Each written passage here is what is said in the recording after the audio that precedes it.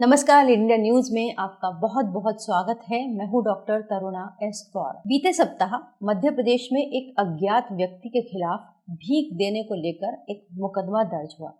कह सकते हैं कि ये पहला केस है जब भीख देने वाले के खिलाफ मामला दर्ज किया गया है। भारत में दान पुण्य का बड़ा महत्व है। लोग कुंभ में भारी संख्या में जा रहे हैं और यहाँ पर बड़ी संख्या में साधु भी हैं जिन्हें दान देकर लोग पुण्य कमाना चाहते हैं। लेकिन बहुत से फर्जी लोग भी हैं जो यहाँ पर आकर भीख मांग रहे हैं। शास्त्रों में कहा भी गया है कि कुपात्र को दान नहीं देना चाहिए। फिर भी हम समझते नहीं, कभी कभी पुण्य कमाने के चक्कर में और कभी कभी भावनाओं के वशीभूत होकर हम तुरंत किसी भी कुपात्र को दान दे देते हैं या भीख देते हैं।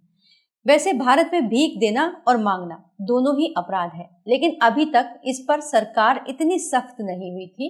लेकिन अगर आप मध्य प्रदेश में हैं तो जरा सावधान रहिएगा, क्योंकि बीते सप्ताह इंदौर में एक व्यक्ति के खिलाफ मंदिर के आसपास भीख देने का एक केस दर्ज हुआ है। आइए जानते हैं कि पहले मामला क्या था, फिर बात करेंगे कि भारत में भिक्षावृत्ति के खिलाफ क्या कानून है और क्या सजा है। मध्य प्रदेश में इस वक्त शासन भिखारियों के खिलाफ सख्त अभियान चला रहा है।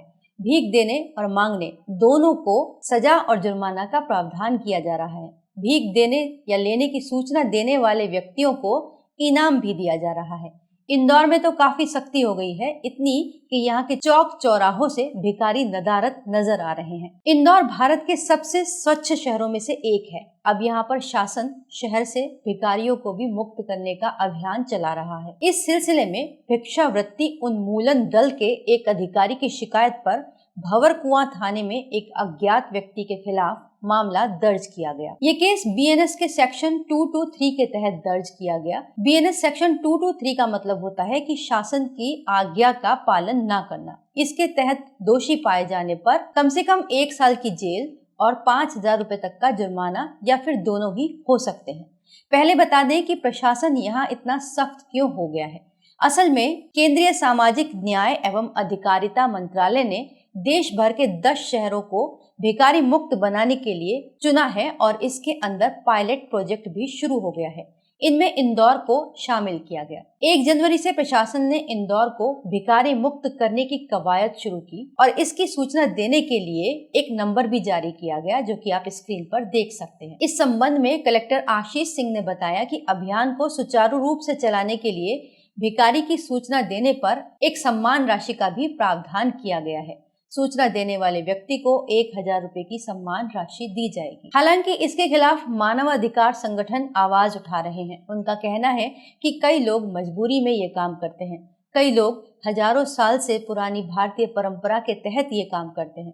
बहुत सारे परिवार हैं जो इस परंपरागत रूप से चलने वाली भिक्षावृत्ति या दान पुण्य की प्रथा पर निर्भर हैं। जैसे अक्सर आपने शनिदान की प्रथा को भी देखा होगा। अब क्या इनको भी भिखारी के रूप में देखा जाएगा? और ये कौन तय करेगा कि भिखारी अपराधी हैं और अगर वो पकड़े जाते हैं तो उनको सजा मिलनी चाहिए? एक बड़ा सवाल ये भी है कि अचानक से इतनी बड़ी संख्या में अनस्किल्ड और अनपढ़ लोगों के पुनर्वास का क्या होगा? क्योंकि अगर इनसे भिक्षावृत्ति छीनी जाएगी तो ये क्या काम करेंगे और इनके पालन पोषण का जिम्मा किसका होगा? अगर रैन बसेरों में इन्हें रखा जाएगा तो वहां पर इनके खाने पीने का इंतजाम कौन करेगा? उसका भार किस पर पड़ेगा? हालांकि एक सवाल ये भी है कि क्या अब ये भिखारी दूसरे शहरों में पलायन करेंगे? जैसा कि अभी हमने बताया था ऊपर आपको कि भिक्षावृत्ति खत्म करने के लिए 10 शहरों में पायलट प्रोजेक्ट लागू किए गए हैं। इनमें इंदौर, लखनऊ, दिल्ली, हैदराबाद, चेन्नई, अहमदाबाद, मुंबई, पटना, बेंगलुरु और नागपुर, ये सब पायलट प्रोजेक्ट यहाँ पर चालू हो चुके हैं। अगर यहाँ से ये भिखारी पलायन करेंगे तो छोटे शहरों में जाएंगे। तो क्या पूरी तरीके से इसको खत्म किया जा सकता है? ये भी एक बड़ा सवाल है। हालांकि ये एक अच्छा कदम है, क्योंकि भिक्षावृत्ति के आड़ में बहुत सारे बच्चों का किडनैप करके इसके अंदर झोंक दिया जाता है और बहुत सारे गैंग संगठित रूप से भिक्षावृत्ति के गैंग चलाते हैं। तो इन पर लगाम कसी जा सकेगी। कुल मिलाकर हो सकता है कि ये एक अच्छा कदम साबित हो। वीडियो को लाइक करें, हमारे चैनल को सब्सक्राइब करें। हमारे वीडियो सबसे पहले देखने के लिए बेल आइकन प्रेस करना ना भूलें।